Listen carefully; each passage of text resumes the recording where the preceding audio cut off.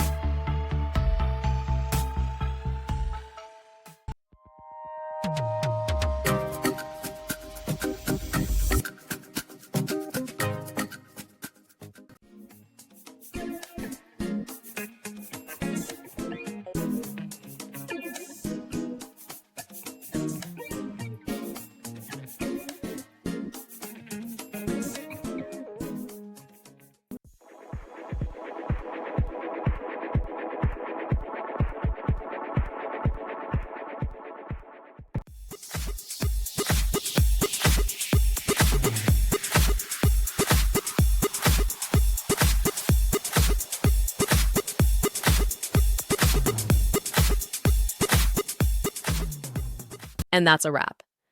I hope you found the answer you were looking for. If you did, take a second to hit that subscribe button. It really helps out.